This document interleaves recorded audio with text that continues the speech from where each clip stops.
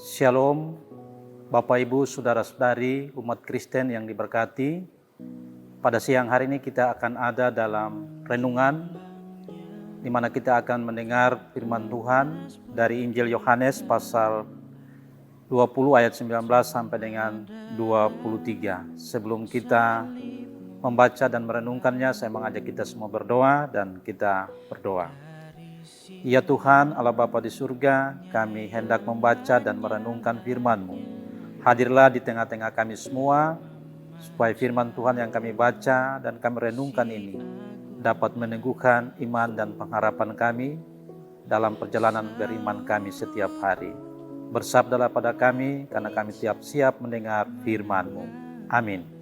Pembacaan firman Tuhan pada saat ini terambil dari Yohanes pasal 20 ayat 19 sampai dengan 23. Ketika hari sudah malam pada hari pertama minggu itu, berkumpullah murid-murid Yesus di suatu tempat dengan pintu-pintu yang terkunci karena mereka takut kepada orang-orang Yahudi. Pada waktu itu datanglah Yesus dan berdiri di tengah-tengah mereka dan berkata, "Damai sejahtera bagi kamu." Dan sesudah berkata demikian, Ia menunjukkan tangannya dan lambungnya kepada mereka. Murid-murid itu bersukacita ketika mereka melihat Tuhan. Maka kata Yesus sekali lagi, "Damai sejahtera bagi kamu, sama seperti Bapa mengutus aku, demikian juga sekarang aku mengutus kamu." Dan sesudah berkata demikian, Ia mengembusi mereka dan berkata, "Terimalah Roh Kudus. Jikalau kamu mengampuni dosa orang, dosanya diampuni, dan jikalau kamu menyatakan dosa orang, tetap ada dosanya, tetap ada."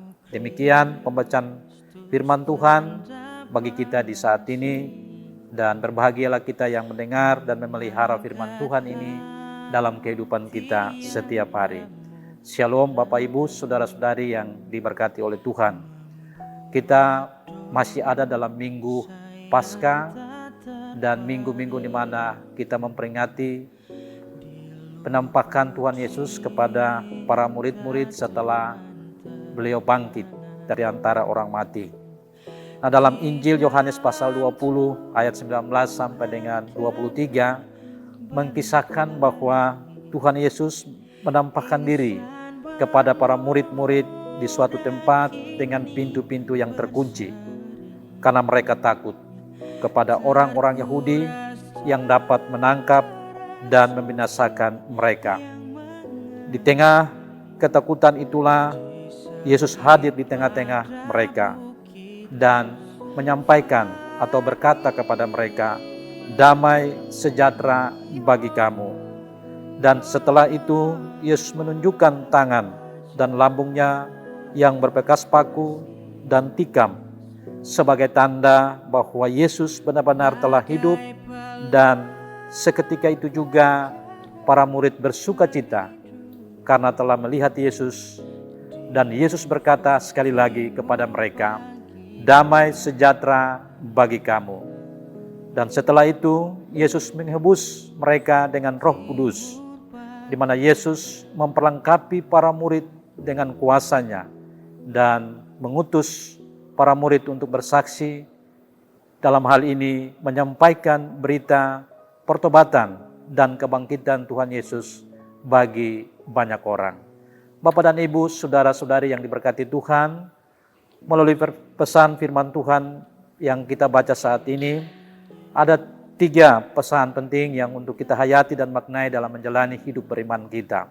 Yang pertama, Yesus telah menjalankan atau mengalahkan kematian dan memberikan damai sejahtera bagi setiap orang percaya, dan memberdayakan orang percaya untuk bersaksi dan membawa kebaikan kepada dunia. Melalui kebangkitan Kristus, kita semua memperoleh damai sejahtera itu. Karena itu kita dipanggil untuk memberitakan kebaikan bagi dunia. Yang kedua, melalui kebangkitan Kristus, kita semua diteguhkan imannya untuk menjalani hari-hari hidup kita di tengah-tengah tantangan dan rasa takut dan kecemasan. Yesus telah memberikan kepastian melalui kebangkitannya iman kita semua diteguhkan dan kita memperoleh pengharapan. Orang-orang yang percaya kepada Kristus dan menerima Kristus di dalam hidupnya, ia hidup di dalam pengharapan dan kepastian bahwa kebangkitan Kristus telah mengalahkan maut, tetapi juga membawa kemenangan bagi mereka untuk hidup yang kekal. Yang ketiga, pesan dari firman Tuhan untuk kita semua pada saat ini, yaitu kita dipanggil untuk membawa damai sejahtera bagi dunia.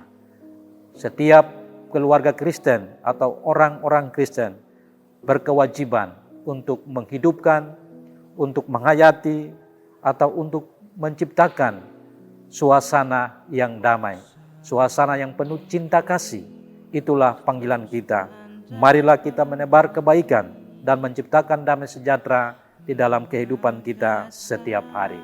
Tuhan memberkati kita semua dengan firman-Nya, dan biarlah kita senantiasa menjadi orang yang menciptakan dan mendamaikan, membawa damai bagi banyak orang. Damai sejahtera Allah menyertai kita sekalian. Amin.